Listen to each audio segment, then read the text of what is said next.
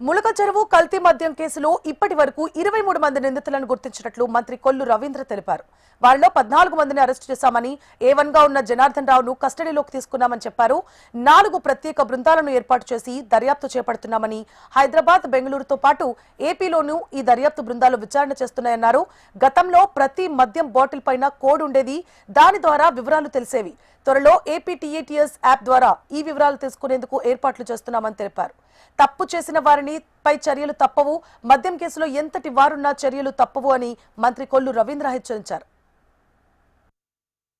పెట్టాలి, అలజడులు చేయాలి, కులాల్ని రెచ్చగొట్టాలి, మతాల్ని రెచ్చగొట్టాలి, రప్ప లేదంటే కన్ను గీసే రాత్రి వేసే అంటారని మాట్లాడినటువంటి వ్యక్తులు ఏం చేయాలి? వీళ్ళు ఇవన్నీ కూడా మేము కౌంట్ అవుతున్నది, ప్రతిదీ కూడా కౌంట్ అవుతుంది. చట్టాలు ఉన్నాయి, చట్ట ప్రకారం అవసరమైతే జ్యుడిషియల్ సపోర్ట్ తీసుకుని వెళ్తాం. జ్యుడిషియరీ కూడా కలిసి ఇలాంటి వ్యక్తుల మీద చర్యలు తీసుకోవడం జరుగుతుంది. కంట్రోల్ చేస్తాం, ఖచ్చితంగా కంట్రోల్ చేయాలి. ఇట్లాంటి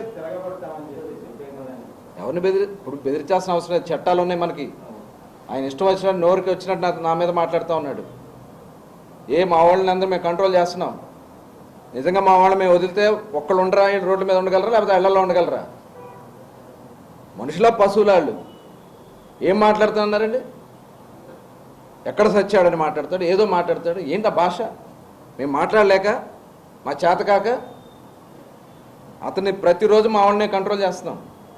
ఆగండి, వద్దు బాబు గారు, మనకు ఒక సిస్టమ్ ఉంది, మన పార్టీకి ఒక సిస్టమ్ ఉంది అని చెప్తా ఉన్నాం. కానీ వాళ్ళ రెచ్చగొట్టే కార్యక్రమాలు చేసి తన్నులు తినిపించుకుని ఏదో రోడ్ల మీద దేకాలనే కార్యక్రమాలు చేస్తారు వాళ్ళు. మేము దీని మీద అవసరమైతే లీగల్గా కూడా వెళ్తాం, చట్ట ప్రకారం వాళ్ళ మీద చర్యలు తీసుకుంటాం.